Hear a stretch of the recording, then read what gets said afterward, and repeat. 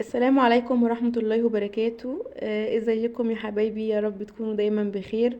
وحشتوني جدا جدا. هعمل لكم النهاردة فيديو كده على السريع. الشاورما على طريقتي بقى. يا رب تعجبكم ان شاء الله، هي هتعجبكم لانها طريقة سهلة جدا. اي حد يقدر يعملها وسهلة ومكونات بسيطة. طبعا في الاول احب اشكر داليا، صاحبتي ومرات اخويا. ساعدتني جدا في تصوير الفيديو، فبشكرها جدا جدا. يلا نصلي على رسولنا الحبيب ونشوف هنعمل ايه.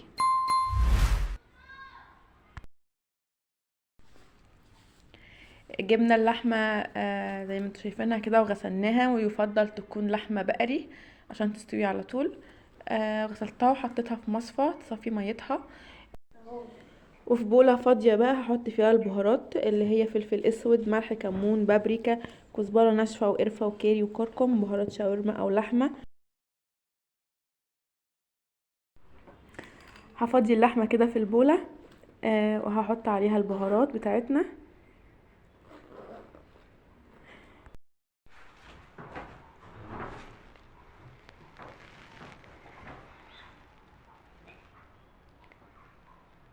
هحط معلقة توم مفروم، وهريسة حارة على حسب الرغبة. تمام. وشوية خل كده عليهم، شوية خل حلوين كده.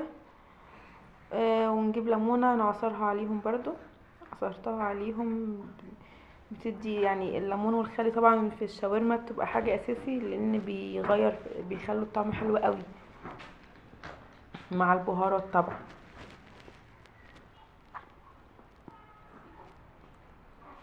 ونقلبهم بقى ايه كويس في الخلطة دي مع البهارات بتاعتهم والخلطة اللي احنا حطيناها.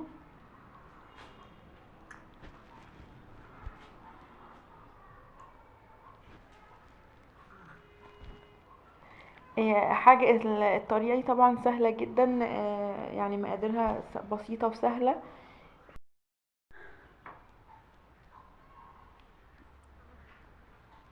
هنقلبها كويس جدا جدا. مهم تتغلف كل اللحمة كلها او شرايح اللحمة تتغلف بالخلطة اللي احنا حطيناها. طبعا من المفروض ان احنا بنسيبها ساعتين، مش اقل من ساعتين يعني عشان تشرب منها. تمام. ساعتين 3 4 على حسب، يعني المفروض ما تبقاش اقل من.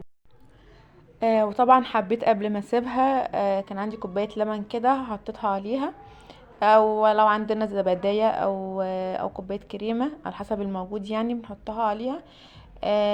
بتاخد طعم طبعا احلى وبتبقى مختلفه تماما. نقلبها طبعا فيها برضو كويس جدا.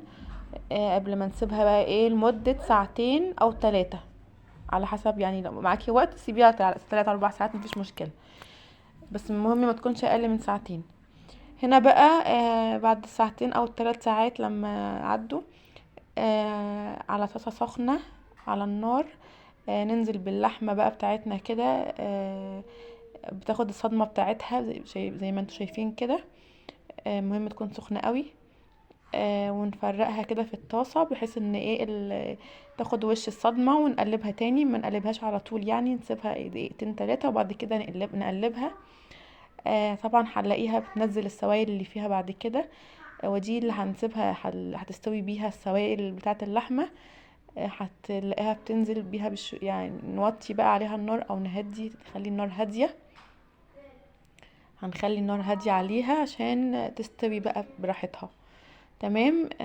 هنا بقى بعد ما سيبنا اللحمة على النار على نار هادية، هنعمل طبق طحينة كده. فجبنا هنا طحينة بيضة، عصرنا عليه ليمون. اوكي.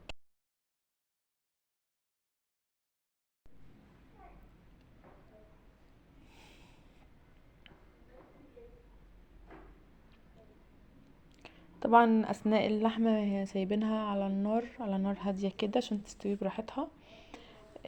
هنا نزلنا بفصين توم كده مفرومين. وحطينا طبعا هنا كمون وبهارات طحينة، وبابريكا، رشة بابريكا عليهم كده. وقلبناهم كويس طبعا، وملح، رشة ملح.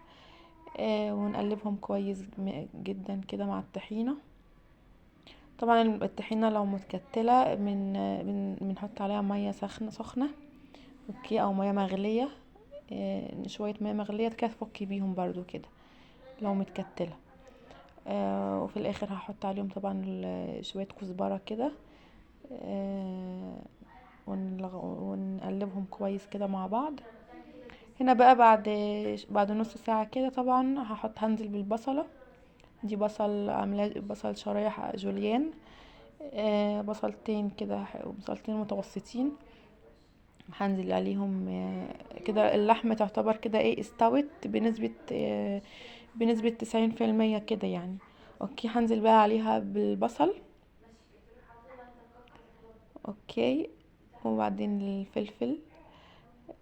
فلفل برضو مقطعاه، عندنا فلفل احمر او فلفل الوان، فلفل اخضر بس مفيش مشكلة. وهنزل بالطماطم عليهم برضو، طماطم مقطعة شرايح كده رفيعة. ونقلبهم برضو تقليبة كويسة.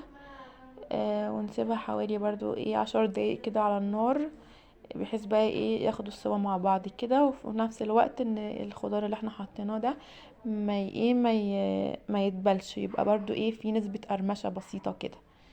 اوكي، زي ما انتوا شايفين كده بقت منظرها تحفة. ومش عايزة اقول لكم كانت الريحة فظيعة والطعم رائع. جربوها بالطريقة دي، سهلة جدا. والطعم حلو قوي، زي تاكل سخنة كده يعني على ريحتها بس. اوكي، شايفينها. وطبعا بعد ما هنا غرفناها في اطباق عشان نقدمها، وراح حطينا عليها رشة كزبرة خضرة كده. منظر يعني كده طبعا. ويا رب تجربوها وتعجبكم ان شاء الله. باي باي.